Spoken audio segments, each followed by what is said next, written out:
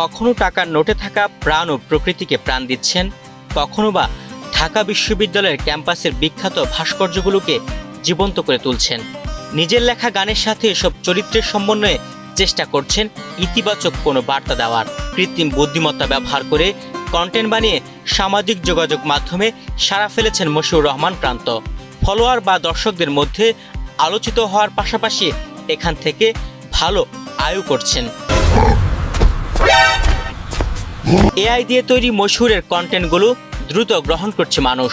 ব্যতিক্রমী এসব কন্টেন্ট দেখে উচ্ছ্বাসিত হচ্ছেন সামাজিক যোগাযোগ মাধ্যম ব্যবহারকারীরা।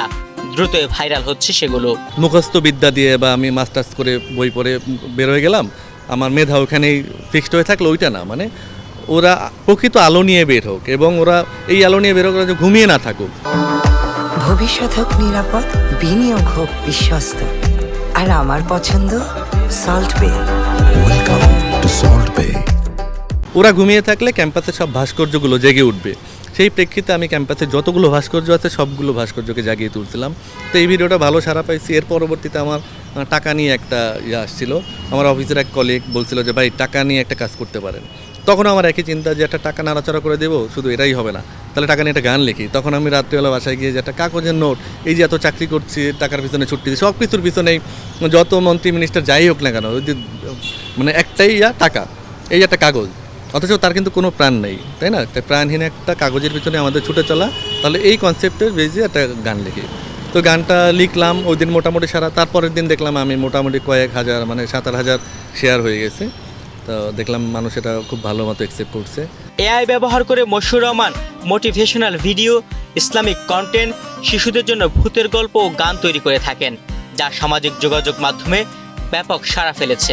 তার বানানো কন্টেন্টগুলো মানুষের মনে জায়গা করে নিচ্ছে, যা ইন্টারনেটে থাকা বিভিন্ন টুলস ব্যবহার করে খুব সহজেই তৈরি করতে পারছেন। আর এআই দিয়ে ইমেজ জেনারেট থেকে শুরু করে স্ক্রিপ্ট, আপনার বিজ্ঞাপন, ফানি ভিডিও, আপনার সিনেমাটিকও যে কোনো ধরনের, যেমন আমি নিজেই মানে মিনিমাম 6-7টা প্ল্যাটফর্ম নিয়ে কাজ করতেছি অলরেডি। যেমন আমি শুরুর থেকে কাজ করতাম আপনার যেমন একটু মোটিভেটেড জিনিস বা সিনেমাটিক শর্ট ফিল্ম, এগুলো। এআই মূলত একটি টুলস, যা দিয়ে অসাধারণ শিল্পকর্ম তৈরি করা যায়। আবার অপব্যবহার করলেও এর ক্ষমতা বিপজ্জনক হতে পারে। সঠিক মানুষ সঠিক উদ্দেশ্যে ব্যবহার করলে এর মাধ্যমে উৎপাদনশীলতা ও সৃজনশীলতা অনেক গুণ বাড়বে। এআই কন্টেন্ট নিয়ে উদাহরণ যখন দেই, কথা বলি যখন মানুষের সাথে, তখন বলি যে একটা ছুরি যেমন আসলে ফল কাটে, সবজি কাটে, আবার এই ছুরি খারাপ মানুষের হাতে পড়লে এটা দিয়ে খারাপ কাজও হয়। আর এআইটা হচ্ছে এরকম একটা টুলস, যেটা দিয়ে আসলে এত পাওয়ারফুল কাজ করা সম্ভব। যদি এটা খারাপ মানুষের হাতে পড়ে তাহলে এটা দিয়ে আসলে খুব মানে ভয়ঙ্কর জিনিস হতে পারে। আর এই জন্য এআইটা সম্পর্কে প্রকৃত মানে প্রপার জ্ঞানটা দরকার সবার। সেটা যারা কাজ করবে তারা তো আছেই, যারা কাজ করবে না তাদেরও মিনিমাম কমন সেন্স থাকা উচিত যে এআইটা কী। কারণ সামনে আসলে এআইটাকে তো থামায় রাখা যাবে না, এটা তো আসলে প্রযুক্তি, এটার আসবেই, এটা আরও বিশাল এটার ব্যবহার হবে। কারণ এটা এত মানে এত টাকা খরচ করে তারা এই জিনিসটা করছে, মানে এটা ফেলে রাখার জন্য না, এটা প্রপার ইউজ করার জন্য এবং সর্বোচ্চ লেভেলের ইউজ হবে। সুতরাং কেউ কাজ না করলেও এটা মানে ব্যবহারটা জানতে হবে বা এটা কী কী করা যায় এটা জানতে হবে। আপনার পারিবারিক যে কোনো ধরনের সমস্যা হতে পারে এটা নিয়ে। ধরেন আপনি আপনার পরিবারের কোনো একজনের কোনো একটা খারাপ ছবি দেখলেন, বাসায় গিয়ে হয়তো বা আপনি এটা নিয়ে ঝামেলা শুরু করে দিলেন, কিন্তু আসলে ওটা এআইতে বানানো। যে ধরনের এআই নিয়ে মিনিমাম জানে না, সে তো ধরেই নেবে যেটা একদম বাস্তব ছবি, কারণ এখন বাস্তবের মতো হুবহু ছবি এআই দিতে পারে। শিক্ষা, শিল্প, গণমাধ্যম, গবেষণা ও বিনোদনের ব্যবহারে যেমন নতুন সুযোগ তৈরি করেছে, তেমনি এর নৈতিক নিরাপত্তা ও অপব্যবহার নিয়ে বৈশ্বিক উদ্বেগও বাড়ছে। 2025 সালের শুরুতে আন্তর্জাতিক গবেষণায় দেখা গেছে বিশ্বের 70% বেশি সৃজনশীল প্রতিষ্ঠানে কোনো না কোনোভাবে এআই নির্ভর ওয়ার্কফ্লো ব্যবহার করছে। এআই নিয়ে আসলে একটা মানুষের প্রতি এখনও একটা নেগেটিভ ধারণা আছে যে আরে এটা তো এআই দিয়ে বানানো। তো এআই দিয়ে বানানো এভাবে বলার কিছু নেই, এআই দিয়ে বানানো হতেই পারে। আমরা যা দেখি, সিনেমা দেখি, নাটক দেখি, ওটা তো বাস্তব কিছু না, ওটাও তো মেকি, বানানো, অভিনয়। কিন্তু যখন এআই প্রসঙ্গ আসে তখন বলে আরে এটা তো এআই দিয়ে বানানো। তো এআই দিয়ে যে জিনিসটা আমি ডিজাইনটা 2-3 ঘন্টা ধরে করব, সেই ডিজাইনটা যদি আমি আধা ঘন্টায় হেল্প নিয়ে করতে পারি তাহলে সমস্যা কি? আরে এটা তো এআই দিয়ে বানানো। আমার তো জিনিসটা লুকেটিভ হতে হবে, আমার জিনিসটা সুন্দর হয়েছে, এইটা হচ্ছে ফ্যাক্ট। আমি এআই দিয়ে বানাই আর যা দিয়ে বানাই, কিন্তু এই নেগেটিভ ধারণাটা আছে। এটা হচ্ছে প্রপার নলেজটা এআই সম্পর্কে থাকলে এটা মানুষের থাকবে না, আমার মনে হয় ঠিক হয়ে যাবে।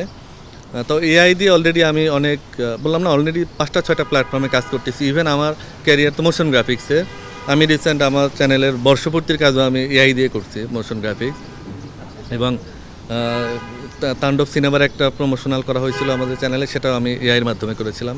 দেশে এআই ভিত্তিক তথাকথিত দ্রুত ধনী হওয়ার প্রশিক্ষণ এখন নতুন বিভ্রান্তি। কয়েক ঘন্টার কোর্সে কোটি কোটি টাকা আয়ের স্বপ্ন দেখানো তরুণদের জন্য বিপজ্জনক। এসব চটকদার বিজ্ঞাপন দেখে বিভ্রান্ত না হওয়ার, বিজ্ঞাপনে বিস্ময়কর এই আবিষ্কারকে সৃষ্টিশীল কাজে ব্যবহারের পরামর্শ দিলেন মশিউর রহমান। খুব বাজে রকম মার্কেটিং করে যে আপনারা এআই শিখুন, ঘরে বসে লাখ লাখ টাকা কামান, এই ধরনের কিছু মানে মলম বিক্রেতাদের মতো মার্কেটিং প্রসেসে কেউ এআই শিখে, আসলে এগুলো ভুল প্রসেস। তা আমি নিজে একটা পদক্ষেপ নিচ্ছি এর মধ্যে, যে আমি একদম প্রপার ওয়েতে 10 জন আর বেশি অনলাইনে ক্লাস নিব না। কারণ এর বেশি হলে কি হয় যে কার কথা শুনবো, আমি কার প্রবলেম শুনবো, সম্ভব না ওই 2-4 ঘন্টায়। তা আমি চাই একদম প্রপারলি শিখাইতে এবং লাইফ টাইম একটা গ্রুপের মাধ্যমে সাপোর্ট দিতে, যাতে এআইটা মিস ইউজ না হয়। তুহিন ভুইয়া, বাংলাদেশ প্রতিদিন।